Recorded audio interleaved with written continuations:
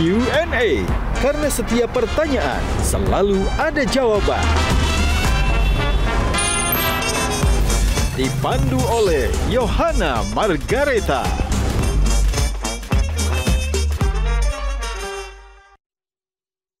Dipersembahkan oleh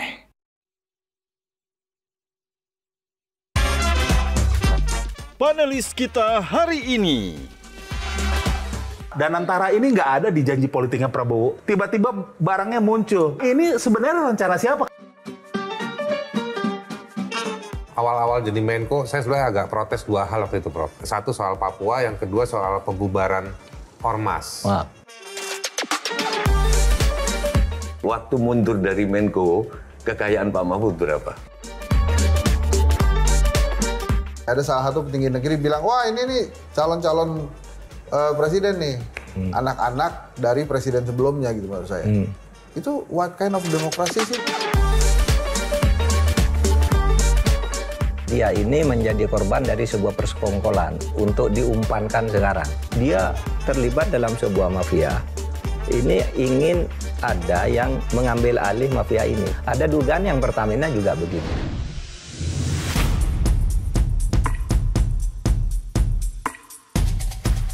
Gajah Duduk dipilih karena keunggulan dalam berinovasi, sehingga melekat di hati masyarakat secara turun-temurun. Perkembangan sarung sedemikian pesatnya, hingga sekarang tidak hanya digunakan pria sebagai outfitnya, tapi juga wanita di segala suasana. Sarung Gajah Duduk menawarkan kenyamanan yang sesungguhnya. Gajah Duduk hadir di setiap momen terbaik Anda.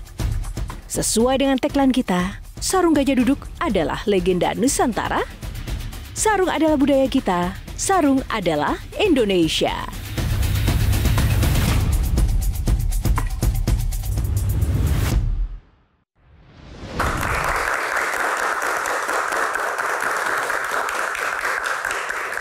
Halo pemirsa, apa kabar? Kembali berjumpa bersama saya Yohana Margareta dalam program spesial Metro TV Q&A. Karena setiap pertanyaan selalu ada jawaban. Terima kasih kepada Anda pemirsa yang sudah setia menonton Q&A. Dan terima kasih juga untuk seluruh penonton yang sudah hadir di studio. Tepuk tangannya mana teman-teman? Dan seperti biasa, setiap malam kami akan hadirkan sosok inspiratif yang istimewa. Sosok ini dikenal sebagai seorang pakar hukum tata negara yang pernah menjabat sebagai Ketua Mahkamah Konstitusi. Keahlian akademis dan juga intelektualnya di bidang hukum dan juga politik membawanya menjadi Menteri Koordinator Politik Hukum dan Keamanan di Kabinet Indonesia Maju periode tahun 2019-2024. Tentunya sosok ini tidak asing lagi bagi Anda mungkin masyarakat Indonesia. Langsung saja kita akan sambut dan juga undang bintang tamu malam ini, Profesor Mahfud MD. Lebih meriah lagi boleh? Prof, apa kabar Prof? Sehat? Baik, sehat. Say hi dulu buat pemirsa Q&A Prof. Halo. Prof, gimana sibuk apa? Kayaknya saya sering melihat Prof tuh seliweran di podcast. Udah jadi podcaster sekarang ya, Prof? Ya, punya apa untuk mengkomunikasikan gagasan dan mengadvokasi masyarakat melalui opini. Tapi saya sebenarnya juga di samping itu banyak kuliah di kampus kembali ke tugas asal. Kuliah di kampus, ketemu dengan anak-anak civil society gitu. Ketemu dengan dosen-dosen yang masih punya greget untuk berbicara masalah negara kita ini. Jadi saya banyak berkunjung ke kota-kota di luar Jakarta itu bertemu dengan mereka, kuliah umum dan sebagainya. Tepuk tangan buat Prof. Silakan Prof, langsung saja kita akan berbincang lebih lanjut lagi di Q&A kali ini. Senang sekali bisa berjumpa di ruang Q&A setelah mungkin tahun 2024. Sibuk ya Prof? Iya. Di urusan politik begitu. Nah, tapi kali ini ada aturan mainnya Prof. Sebelum kita membahas ada 9 box, Prof boleh memilih nomor berapa di box yang terpampang ini. Di dalamnya akan ada tema-tema atau topik yang akan kita bahas. Yang pertama box nomor berapa? Nomor 5. Nomor 5. Lagi viral. Itu di media sosial lagi viral kasus-kasus korupsi, ya. Prof. Apalagi sudah muncul Liga Korupsi. Liga Korupsi. Tanggapan Prof gimana?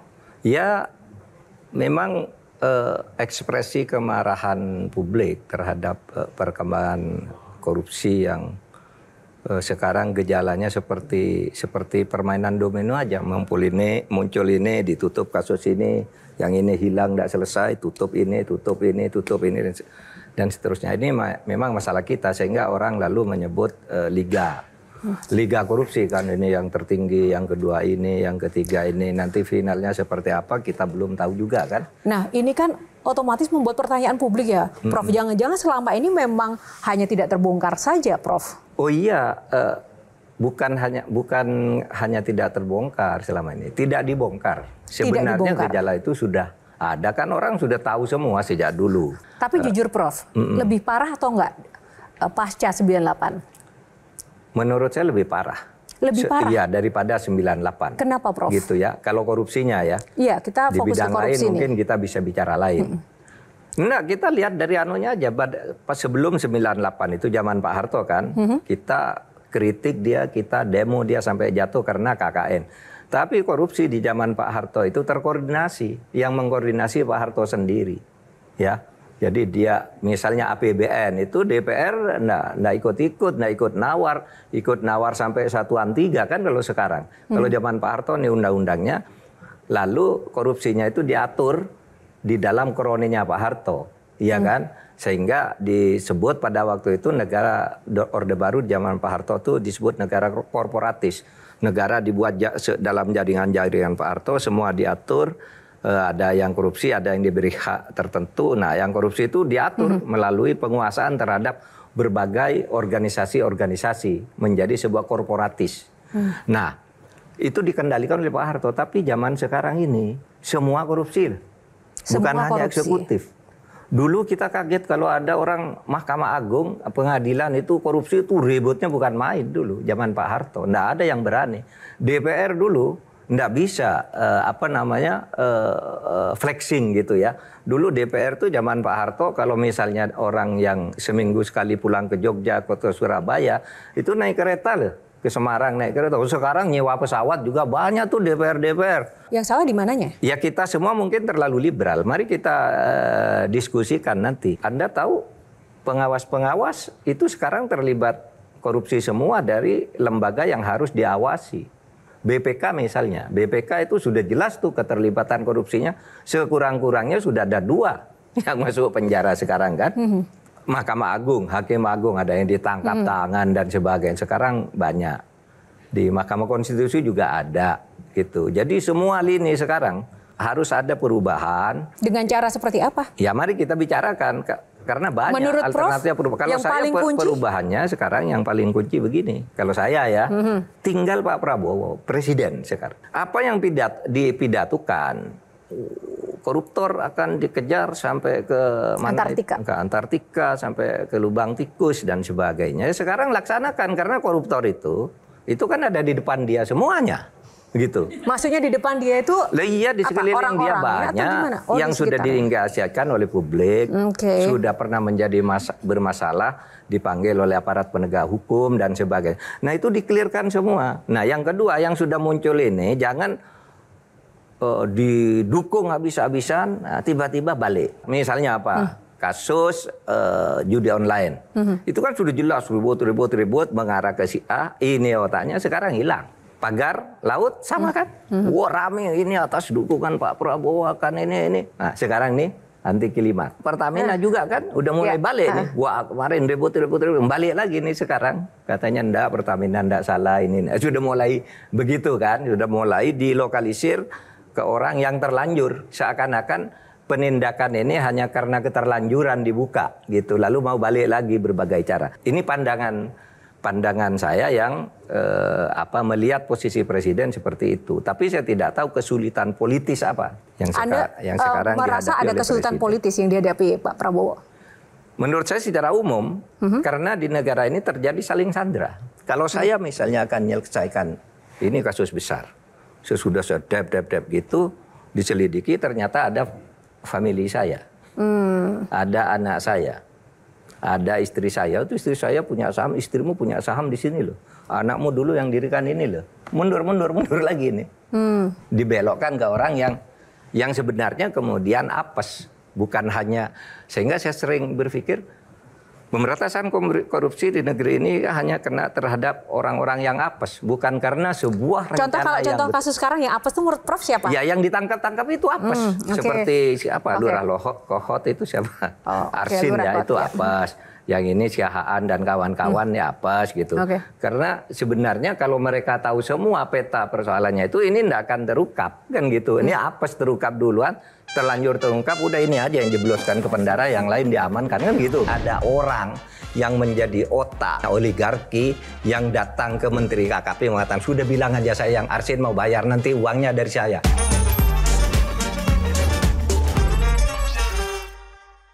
Dipersembahkan oleh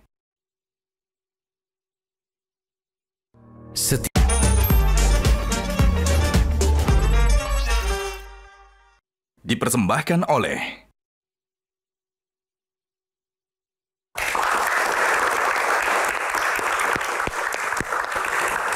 Ya, terima kasih sudah kembali lagi dan setia bersama Q&A pemirsa. Namun kali ini saya tidak sendiri, ada teman-teman panelis yang sudah menemani saya malam ini. Tepuk tangan untuk Mbak Sujiwo Tejo.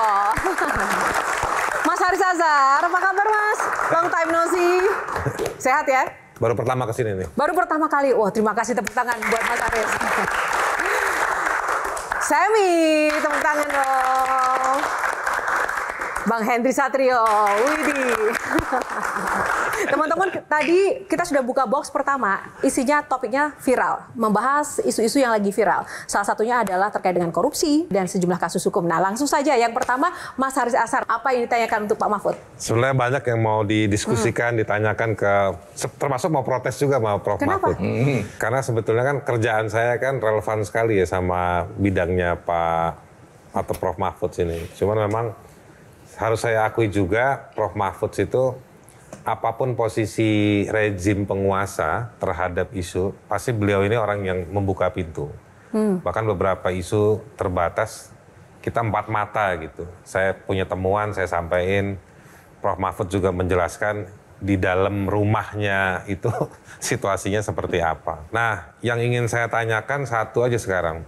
Terakhir ini kan di publik, Prof. Mahfud ini kan mau jadi wakil presiden. Beliau saya mau berimajinasi dengan situasi hari ini, kalau Prof. Mahfud yang jadi wapres, apa yang Prof akan lakukan? Kalau seumpama saya dan situasi seperti ini terpilih dulu jadi wapres, kan janji saya waktu itu dengan Bu Mega, dengan koalisi, saya suruh fokus pada pemberantasan korupsi dan penegakan hukum gitu. Saya akan fokus di sini aja agar tidak terjadi anti klimaks terhadap munculnya setiap kasus yang memberi harapan kepada masyarakat itu tiba-tiba wah masyarakat senang, tiba-tiba hilang gitu anti klimaks, hanya jadi mengorbankan orang-orang kecil yang sebenarnya tidak bersalah terlalu besar gitu ya, hanya dia menjadi alat saja dan mendapat upah sedikit kali ya, seperti Arsin yang Lurah Kohot, kok sekarang ke dia fokusnya, padahal kejahatannya itu luar biasa loh. Kondisi hari ini seharusnya wapres itu bisa berperan ya untuk mendorong. Oh bisa, saya tidak tahu dulu perjanjian waktu mau jadi wapres itu kan ada perjanjian ya benar. Oke, Bang Hensat, silakan. Prof, sebetulnya kan begini ya, Prof. Mahfud tuh selalu berada di lingkaran pemerintahan kan. Saya sedikit banyak tuh memahami lah. Misalnya dengan Pak Jokowi gimana, dengan Pak Prabowo gimana, kan dengan Pak Prabowo juga sebenarnya bareng. Yang saya lihat itu ada kesamaan nih antara Pak Prabowo dengan Pak Jokowi, itu sering banget ngumpulin pengusaha. Kayak misalnya kan Pak Prabowo baru beberapa hari yang lalu mengumpulkan pengusaha. Nah, memang seketergantung apa sih sebetulnya negeri ini tuh dengan pengusaha-pengusaha yang 1% yang katanya memang menguasai hajat hidup orang banyak ini? Karena menguasai hajat hidup orang banyak itulah karena dia kan menjadi penentu perekonomian kita, karena mereka yang menentukan, yang punya modal, mereka yang bisa menggerakkan, mereka yang bisa menghentikan di dalam berbagai kegiatan yang mempunyai dampak masif bagi perekonomian masyarakat. Kebal hukumkah mereka, Prof? Karena seperti yang kita tahu ada sebuah kasus kepala desa tuh yang dijadikan tersangka kepala desa Kohot gitu maksud saya. Yang sering disebut-sebut pelakunya kemarin malah diundang Pak Prabowo ke istana. Jadi saya curiganya memang yang 1% ini memang jangan-jangan kebal hukum gitu. Jangan. Menurut Prof gimana tuh? Bener salahnya itu tergantung pada proses hukum yang berlangsung. Kita hanya bisa mengatakan opini yang wajar bisa timbul bahwa ini kebal hukum. Karena dari sudut hukum itu kan sudah jelas tuh ya. Siapa yang salah di pagar laut itu, ya kan? Ini kan sudah diumumkan ini ada 263 sertifikat palsu. Sertifikat ilegal, yang di sana ada lagi ratusan, yang di sana ratusan. Udah jelas ada sertifikatnya kan menurut saya tidak mungkin sertifikat yang ilegal itu bisa keluar. Kalau satu mungkin keliru, tapi ini ratusan, mungkin ribuan, pasti ada yang sengaja, ada otaknya di belakang ini. Dan kenapa harus lurah Arsin dari Kohot yang dipanggil, yang dia mengatakan katanya diklaim oleh Menteri KKP itu dia bertanggung jawab akan bayar. Dia satu kepala desa padahal ini desanya 16. Bisa tanggung jawab ke desa yang lain dari mana akalnya sehingga Arsin sendiri membantah itu bohong itu. Saya tidak pernah menyatakan saya mau bayar kan gitu kan kata Arsin. Itu artinya apa? Kita orang yang waras mengatakan berarti ada orang yang menjadi otak oligarki yang datang ke Menteri KKP mengatakan sudah bilang aja saya yang Arsin mau bayar nanti uangnya dari saya. Kan selesai dari situ. Oke, Mbak Tejo silakan. Pak Mahfud 10 tahun yang lalu, aku sama Panji Pragiwaksono di Surabaya sama Pak Mahfud ini forum publik. Aku tanya waktu itu Pak Mahfud 10 tahun yang lalu kekayaan Pak Mahfud berapa? 54 miliar waktu itu kalau nggak salah. Itu 10 tahun yang lalu. Panji, tahu gitu kita nggak jadi seniman, jadi pejabat aja. Gitu. Nah, saya tanya karena ini urusannya sama pejabat publik, waktu mundur dari Menko, kekayaan Pak Mahfud berapa? Itu nggak mungkin saya bilang di 10 tahun lalu itu punya kekayaan 54 miliar. Berapa nah, sekarang aja cuma 34. Berarti saya salah dengar. Salah dengar pasti. tapi artinya meningkat tapi waktu itu miliar dan intinya yang saya mau tanya, sebetulnya jadi pejabat itu nggak ngapa-ngapain aja udah kaya. Iya. Iya kan? Saya sih beritahu. Kenapa sih orang masih korupsi? Ini gajinya pejabat nih. Resminya memang kalau gaji menteri itu 19 juta. Cuma 18 juta. Tetapi take home pay-nya banyak itu. Yang dibawa pulang bisa 150 rata-rata minimal. Dan itu bersih. Ditambah remunerasi dianggap 100%. Ditambah uang operasional yang itu bisa dipakai untuk apa saja. Itu 125 juta. Saya 20 tahun lebih menjabat dan segitu dapatnya. Saya simpan semua bisa lebih dari 30 miliar. Itu yang korupsi itu orang gila tuh. Tapi itu dibantah. Kan Pak Mahfud kan ketua MK juga. Iya. Sidang itu kan dapat duit juga, Pak. Oh iya. Itu cukup. Saya waktu keluar dari MK tuh kaget. Loh kok hartanya banyak ya gitu. Kan itu langsung disetor ke bank. Karena gajinya besar, dapat uang operasional. Lalu setiap menangani satu kasus itu 5 juta bayar. Padahal dalam satu perkara itu bisa kasusnya bisa 5. Dan Anda bayangkan bisa kaya tuh. Artinya bisa kalau satu periode itu ketua MK tuh bisa paling enggak 10 miliar tuh dapat. Jadi saya tidak kere-kere juga. Saya beritahu yang lebih menggilakan lagi gini loh. Banyak pejabat-pejabat itu yang merangkap misalnya orang setingkat dirjen itu merangkap menjadi komisaris di BUMN tuh. Gajinya sendiri dia tidak sampai 50 juta sebagai dirjen. Tapi uangnya sebagai komisaris, gajinya bisa sampai 1,9 M satu bulan. Tapi gini loh, ada anggapan-anggapan yang skeptis sama Pak Mahfud ini. Karena Pak Mahfud ini kan dari 2019 bahkan menterinya Pak Jokowi. Lalu setengah tahun terakhir mungkin bertobat ya. Jadi, dan ketika di luar Pak Mahfud ini sangat kritis gitu. Nah ini kan pas setengah tahun nih jadi menterinya Pak Jokowi. Itu sebenarnya apa yang terjadi sekarang kan pasti sering rapat lah dengan beliau. Apalagi waktu itu jabatannya sebagai Menko. Nah apa yang terjadi sekarang hari ini benar-benar rancangannya Pak Jokowi nggak sih? Contoh misalnya Danantara. Danantara ini nggak ada di janji politiknya Prabowo. Tiba-tiba barangnya muncul. Nah ini sebenarnya rencana siapa? Karena di janji politiknya Prabowo nggak ada. Apakah waktu Bapak ada di dalam, Bapak ada nggak rapat soal nanti begini? Ini kan Bapak 4,5 tahun lah. Di balik layarnya. Ingin Gimana, tahu Pak saya. Nggak ada sih rapat-rapat soal danantara dan sebagainya. Dan saya kan bukan bidang ekonomi. Tapi kalau Anda katakan, Pak Mahfud tuh dulu waktu jadi menteri diam aja. Saya kira saya menteri paling kritis ya.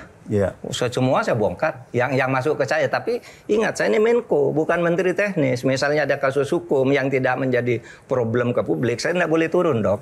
Kan sudah ada Menteri Jaksa Agung punya undang-undang sendiri, Polri undang-undang sendiri, Menkumham punya undang-undang sendiri. Menko itu tidak ada undang-undangnya. Hanya diberi kuasa oleh Presiden untuk mengkoordinir. Sekarang dalam demokrasi kita itu, prosedur itu bisa dibuat. Kalau dia ingin sesuatu, prosedurnya ada dibuat.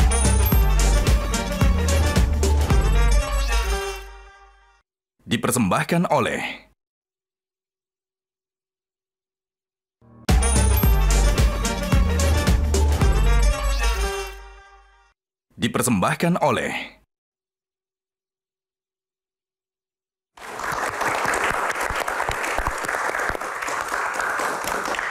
Ya, kembali di Q&A pemirsa, masih bersama Pak Mahfud MD. Pak, kita langsung buka box lagi. Kali ini pilih nomor berapa, Pak? 9. 9, kita buka box nomor 9. Karena boxnya demo crazy, Pak Mahfud melihat demokrasi kita semakin crazy atau enggak sih sebenarnya? Ya menurut saya semakin crazy karena gini, enggak, maksud saya demokrasi itu kan ada pembagian tugas ya, pembagian wewenang antara lembaga ini dan lembaga ini. Sekarang nampaknya juru bicara lembaga eksekutif itu ada di legislatif. Apapun keperluan itu dibela dan disuarakan di legislatif, kan sekarang begitu ini. Yang terasa ke kita ini sebenarnya gimana sih? Memang agak crazy juga, apalagi di tingkat rakyat terjadi swing yang tidak karuan itu. Kolusi melalui proses demokrasi. Proses demokrasi itu kan menghendaki kebebasan tapi ada prosedurnya. Sekarang dalam demokrasi kita itu prosedur itu bisa dibuat. Kalau dia ingin sesuatu, prosedurnya ada dibuat. Mas Haris sama pemikiran dengan Pak Mahfud?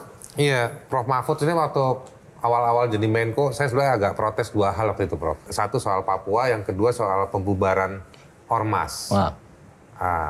Lucunya, yang bikin peraturan soal menginisiasi pembubaran Ormas itu dulu Prof Mahfud sebagai Menko ya waktu itu ya. Bukan. Pak Wiranto, undang-undangnya kan?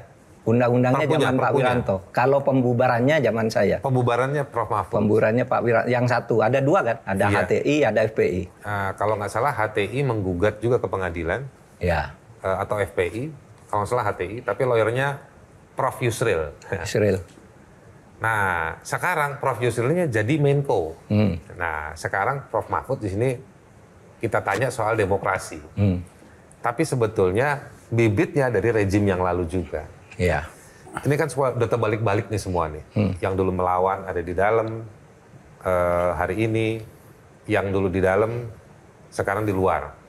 Nah, yang saya mau tanya begini, sebetulnya kita ini masih punya harapan nggak partisipasi publik?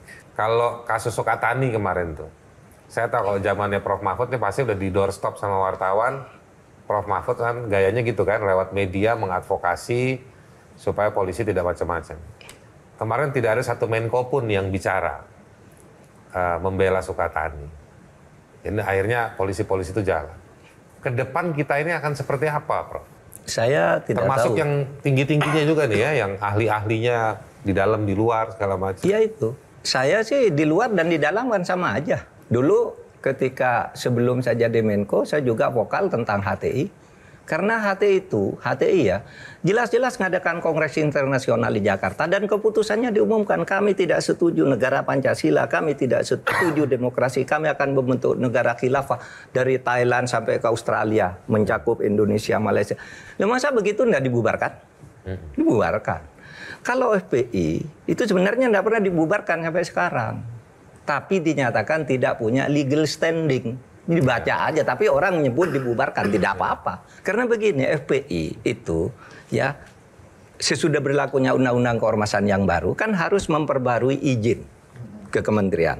Nah di dalam izin itu kementerian punya 21 syarat lah kira-kira. Nah, satu syarat tuh ADART-nya harus sesuai dengan Pancasila dan konstitusi.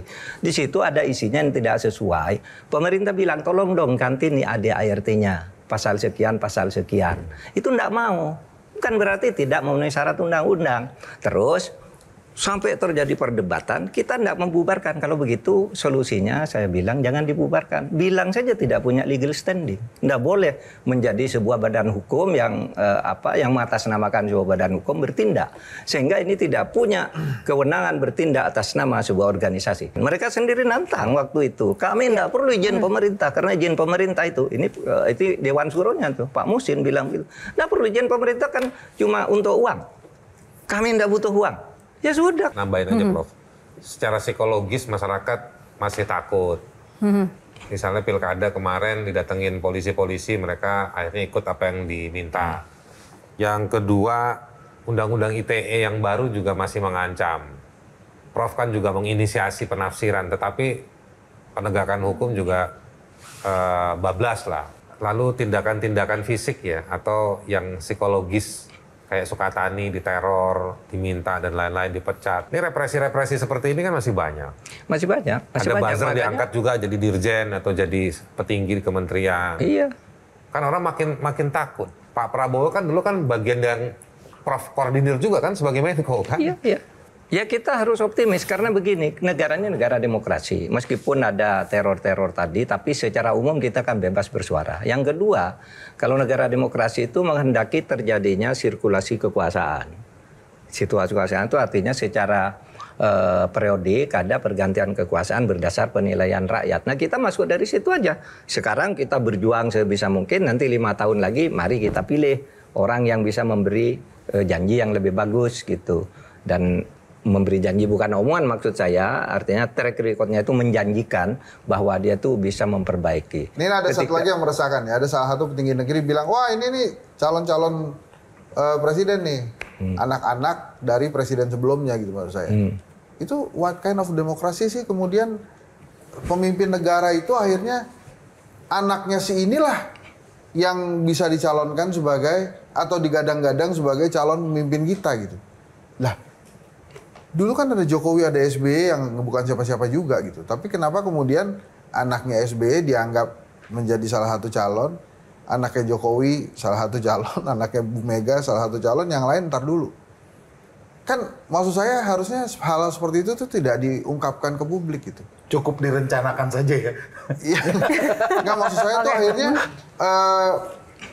seperti hidup dalam kerajaan kita itu sekarang. Kata puisinya Gus Mus ini, Indonesia itu republik terasa kerajaan. Kan ada puisinya Gus Mus. Ya itu yang dikatakan. Tapi begini, menurut saya memang tidak ada larangan. Emang nggak ada, Bro? Tidak ada larangan. Sehingga ketika ditanya Pak Mahfud kok mendiamkan aja ketika menjadi ketua MK itu politik dinasti. Di mana mau melarang orang bagaimana? Mencalonkan anaknya, mencalonkan saudaranya, itu bagian dari demokrasi, asal tidak menutup orang lain untuk juga membangun kekuatan kan gitu. Kalau melarang itu bagaimana caranya?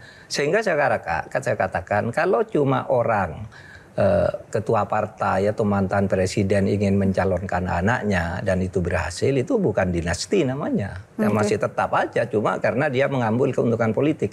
Kalau dinasti itu kan harus tidak ada calon lain, harus dari situ tuh dinasti. Sudah ada aturannya bahwa ini harus turun ke ini, itu dinasti, maka ada muncul dinasti Meng. Tapi kesadaran masyarakat itu untuk menjadi pengimbang, untuk menandingi bahwa Anda meskipun anaknya siapa belum tentu menang, itu dibuka peluang itu. Ya, Oke, gitu. Semi, silakan. Ini masalah kegelisahannya sebenarnya. Ya, tadi menyambung soal demokrasi juga pilpres lah. Kalau saya itu akhirnya di titik sudah menerima bahwa memang 58% rakyat Indonesia itu ya memang pengen yang sekarang. 58% rakyat Indonesia itu tahu ada masalah di MK tapi nggak peduli dan tetap mencoblos yang sekarang. Yeah. Tetapi ya berarti kita harus move on. Oke, kita move on. Tetapi yang saya sayangkan hari ini, apakah benar Pak Prabowo itu memegang tampuk tertinggi? Ya, nanti saya minta pendapat Pak Mahfud nih, apakah ada pengaruh-pengaruh dari presiden yang sebelumnya yang notabene adalah ayah dari wapresnya melalui cawe-cawe di MK gitu aja. Terus Yang paling gila nih kemarin nih, berita kemarin, ada seorang menteri yang merencanakan akan membuka 1,2 juta hektar lahan. Ini rencananya aja udah gila ya, akan menanam pohon aren. Tetapi dia lalu entah ini wartawan yang mengorek atau dia yang melakukan konferensi pers, dia bilang sama pers bahwa saya baru melakukan video call dengan Jokowi, bukan dengan Prabowo. Ini kan kalau pakai teori konspirasi ini katanya 3 periode. Itu nyata nggak sih, Prof? Nah ini nyata nggak sih? Nggak, kalau menurutku saya sendiri nggak update. Kenapa? Sekarang kan beli Pertamax isinya Pertalite. Ah gitu. Nah, milih Prabowo isinya Jokowi. Oh gitu. Gitu loh. Gitu kan. Iya. Jadi nyatakah asumsi itu? Iya, saya baca juga pasti nyata dong karena sudah terberitakan. Beberapa hal nampaknya bisa difahami kalau orang berpendapat begitu ya. Karena sekarang memang banyak orang menteri-menteri itu yang masih sowan ke Jokowi, minta perlindungan, konon perlindungan hukum ke sana sehingga hukum jadi berbelok dan sebagainya. Nah, apapun benar atau tidak itu harus dihilangkan. Kalau itu benar itu tragedi bagi bangsa ini. Kalau tidak benar agar opini tidak tumbuh supaya ditertibkan itu para menteri. Kan memang tidak masuk akal ya. Orang mau bikin sekian juta hektar, 1,2 juta hektar ya. Lalu minta izinnya, konsultasinya ke Jokowi gitu. Kan mestinya ke Pak Prabowo. Banyak orang sekarang terlibat korupsi itu karena takut. Saya agak percaya dia ini menjadi korban dari sebuah persekongkolan untuk diumpankan sekarang.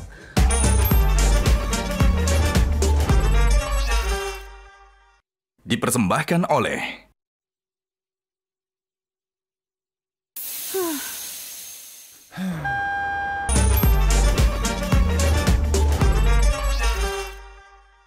Dipersembahkan oleh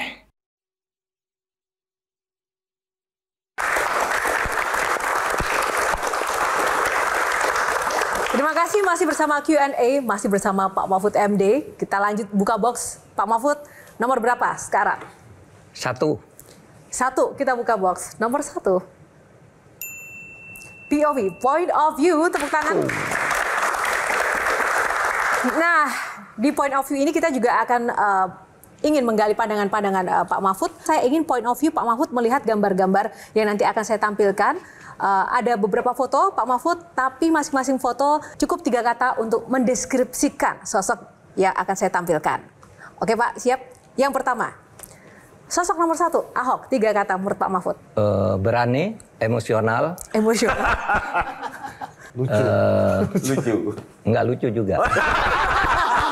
Berani, emosional, pemarah. Bagaimana yang kedua? Ini. Aduh. Bahlil ini ya. Bahlil 3 ini kata Pak. Lincah. Lucu.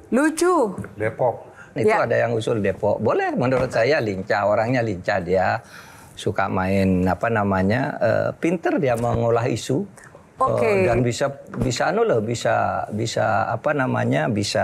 membuat presiden tertawa. Dulu saya sering sama dia ketika rame isu reshuffle kabinet, katanya, Mas Bahlil sini Mas, gimana siapa nih yang di reshuffle? Kamu kan mesti tahu karena sering bersama presiden. Oh iya Bang, katanya, naik golf car dengan Pak Presiden Jokowi. Saya tanya lebih dulu, kami ini pusing ini. Jangan-jangan saya kena reshuffle sama Bapak. Lalu Pak Jokowi, enggak lah kalau kamu enggak. Di dalam 4 rekomendasi guru besar itu kan antarin kejujuran, soal kejujuran, itu loh. Nah, kejujuran itu kan inti dari semua kehidupan, mau dari jabatan, termasuk jabatan. Ya. Kalau jujur udah nggak punya, dia nggak punya standing. Lah ya, saya bilang begini, sejak dulu saya kalau ngajar, kuliah hari pertama, kepada mahasiswa itu saya katakan, kamu kalau cuma ilmu mungkin bisa lebih pintar dari saya saat sekarang. Karena kamu bisa pakai gadget, bisa lebih cepat dari apa yang saya pikirkan gitu. Tapi kalau akhlak, kejujuran, itu kamu tidak akan dapat kecuali bertemu dengan saya. Saya bilang gitu.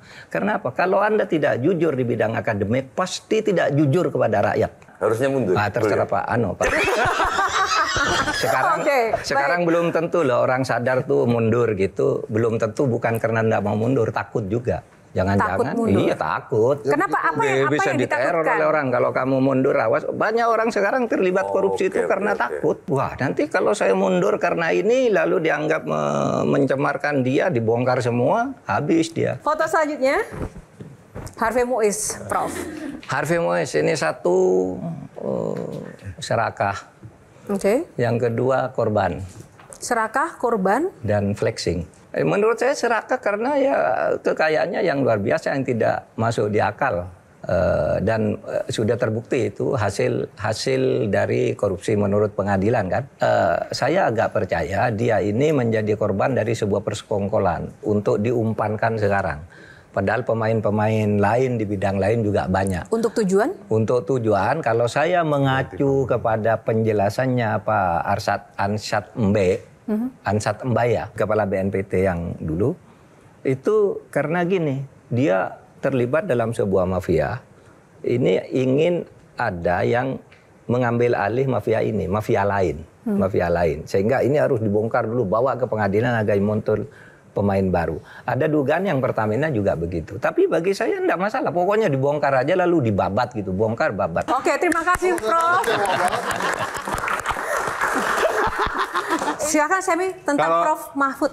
Kalau saya coba ingin sedikit mengklarifikasi statement Pak Mahfud nih sering bikin statement nyeleneh dan viral gitu. Nah, ini masih valid nggak sampai hari ini statement beliau soal malaikat pun masuk pemerintahan di Indonesia pasti jadi iblis. Pernah ngomong gitu kan? Valid kan? Tapi dalam konteks. Dalam konteks. Sampai hari ini iblis semua nggak tuh di dalamnya? Ntar dulu. Apa betul itu Pak Mahfud itu ngerti agama enggak? Kok malaikat bisa jadi iblis? Lah iblis itu dulu malaikat. Iya, Lucifer. Dulu iblis itu malaikat, ada namanya. Tetapi karena punya kesombongan, kata Allah, aba wastakbara, merasa besar dan congkak, maka dia jadilah iblis. Oleh sebab itu saya bilang, dalam konteks pemilihan kepala daerah pada tahun 2012, bahwa kepala daerah itu semuanya dibiayai cukong. Ini pengumuman Menteri Dalam Negeri dan di dalam putusan MK juga semua curang. Saya bilang kalau sistem pemilu kepala daerahnya, pilkadanya seperti ini, malaikat pun jadi iblis sampai sekarang. Coba 62% kepala daerah itu waktu itu diumumkan oleh Pak Gamawan Fauzi. 62% kepala daerah di Indonesia terlibat korupsi. Kan berarti itu bukan orangnya, berarti sistemnya ini salah. Nah sekarang juga KPK itu bilang 84% kepala daerah di Indonesia itu dibiayai oleh cukong. Apa tidak jadi iblis nantinya? Gajinya 6 juta, biayanya untuk pilkada 30 miliar misalnya untuk daerah tingkat 2. Oke. Semua dalam sistem yang korup seperti ini, orang yang mau tobat pun susah. Maksudnya sistemnya yang harus diubah. Seperti apa sih di mata Mbah Tejo tentang Pak Mahfud ini sebenarnya? Dua hal yang saya tanya. Pertama, Pak Supratman waktu di sini Menteri Hukum bilang kita bicara empat mata waktu itu sama Pak Mahfud. Kenapa kok perampasan, persoalan korupsi di Indonesia kan perampasan aset undang-undangnya belum ada. Harus dengan undang-undang korupsi politik. Selama ini kan korupsi birokrasi, transaksi yang maksimal 10 juta. Itu benar nggak? Iya betul. Jadi waktu saya jadi Menko itu mengirim surat ke DPR. Ini penting, ada dua undang-undang. Satu, undang-undang perampasan aset. Yang kedua, undang-undang pembatasan belanja uang tunai. Ya. Nah, perampasan aset itu artinya korupsi itu kalau belum bisa ditangani secara cepat, tapi sudah ada indikasi korupsi, asetnya rampas dulu. Sejak melalui proses-proses keperdataan. Dan itu ada, dan itu sudah lama. Yang kedua, pembatasan belanja. Kalau Mbak Yohana mau belanja 100 juta, itu harus antar bank, rekening. Dari Yohana kepada Sujiwotejo untuk apa gitu. Kenapa? Karena sekarang orang korupsi itu pakai uang tunai. Miliaran tuh pakai ini nggak bisa dilacak. Dari mana uangmu? Nah sekarang kalau ada pembatasan gitu, loh kok ada uang segitu besar di rekeningmu dari mana dan untuk apa? Itu akan memperkecil korupsi, akan memperkecil penyuapan. Itu sudah disetujui oleh pemerintah dan Balik ya. Tetapi kemudian dalam pembahasan begini Pak Supratman datang ke saya, Pak, ini teman-teman di DPR ingin dibagi dua. Yang perampasan aset, pemerintah yang ngajukan. Yang pemberantasan belanja uang tunai itu biar digarap oleh DPR. Tapi akan disertai dengan rancangan undang-undang tentang hak berusaha bagi partai politik gitu ya. Dan dana politik dari pemerintah. Sehingga ini ada dua, kalau tidak boleh begini harus ada dong sumbernya. Kita setuju, saya bilang. Nah, undang-undang perampasan aset ini kita selesaikan. Tetapi juga meskipun sudah ada komitmen begitu, DPR tidak mau ngesahkan. Sampai Presiden kirim surat 2 kali bahwa kami minta undang-undang perampasan aset itu segera diselesaikan ke DPR. Betul. Apa yang bikin DPR enggan segera mengesahkan? DPR-nya kan sudah menjawab lewat sidang ketika saya gitu. Katanya kami ini kan Korea katanya. Satu lagi Mbak Tejo, singkat saja. Kita pernah ngomong berdua di Jogja, kalau keberatan nggak apa-apa, berarti nggak usah dimuat. Pak Mahfud bilang, hanya satu orang di Indonesia ini yang berani sama polisi. Kasus Verdi Sambo ini hanya puncak dari gunung es masih. Siapa Pak? Pak Mahfud bilang, Pak Prabowo. Bener nggak? Terbukti nggak sekarang? Iya, bisa nyimpulkan masing-masing dulu lah. Pak Prabowo kan punya janji 6 bulan. Iya kan? Masih ingat semua. Kamu, kan Pak Prabowo bilang gini, orang-orang ini pada ribut, saya tidak berani, ini kepada koruptor tidak berani, tunggu 6 bulan. Kan dia bilang begitu, tersiar tuh beritanya. Ya sekarang kita lihat, sekarang baru 4 bulan kan. Masih 2 bulan. Berarti masuknya tentara ini termasuk ini nggak polisi. Sekarang orang-orang BUMN udah tentara semua. Kalau itu nanti bicara berdua lagi. Oke. Silakan Ini saya cuma penasaran, waktu debat Capres-Cawapres dulu, setiap statement Pak Mahfud selalu ngomong selesai. Itu artinya apa sih?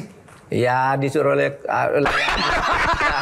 yang coaching Pak tutup selesai gitu. Biar terlihat antara jam yang tertulis di situ dengan pernyataan Pak Mahfud persis jamnya. Tapi sesudah itu tidak sampai 2 detik. Ini ada yang nyetel di belakang dan saya tahu yang kemudian yang nyetel di belakang itu siapa saya tahu. Dan itu tidak salah juga, namanya kampanye kan. Terima kasih teman-teman panelis. Silakan Pak Mahfud untuk closing statement. Hidup saya itu selama ini berpedoman pada mengalir aja. Nah, ini saya tutup nih. Di Al-Quran itu saya diajari, ini katanya Allah itu menurunkan air dari langit ke bumi, lalu air itu mengalir kemana-mana. Sesudah mengalir kemana mungkin kamu bertemu di satu cekungan, sesudah cekungan penuh mengalir lagi kemana-mana, ketemu lagi di mana. Saya dulu Mas Tejo diturunkan oleh Allah di Situbondo sama Madura, ini Jawa, mana gitu beda-beda. Ngalir ketemu di cekungan yang sekarang bernama Metro TV, ya kan? Nanti pisah lagi sama. Ketemu di kabinet, ketemu di kampus, ketemu di mana. Saya ngalir aja, entah kemana nanti. Kalau selama ini, ya saya sekarang sedang mengalir di dunia podcast. Nanti entah mungkin mengalir balik ke kampus lagi kan sepenuhnya, atau kemana lagi dan seterusnya. Itu Tuhan yang ngatur. Ada pesan untuk pemirsa dan anak-anak muda di luar sana Pak Mahfud? Oh iya, untuk anak-anak muda saya kira Anda adalah masa depan Indonesia, anak-anak muda. Dan Indonesia adalah masa depan Anda. Oleh sebab itu Anda hiduplah dengan baik di Indonesia untuk merawat Indonesia. Dan kekayaan-kekayaan Indonesia tentu bisa dimanfaatkan oleh Anda. Hindari korupsi, karena korupsi itulah yang akan merugikan bangsa Indonesia. Itu aja.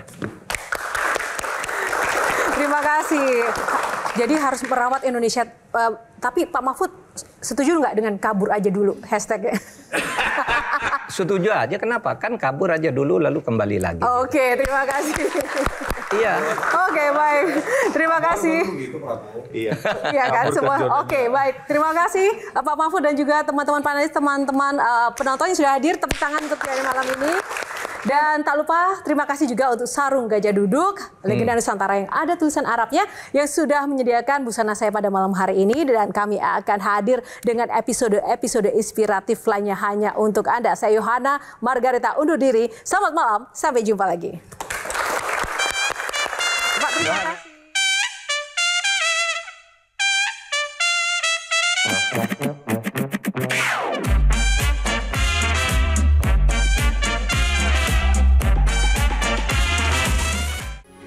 Metro TV.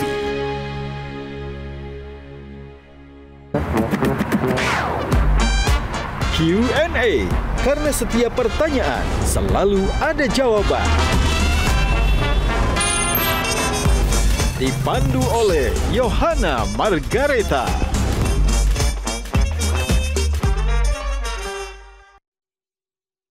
dipersembahkan oleh Jelajahi cara baru mendapatkan informasi. Download Metro TV Extend sekarang.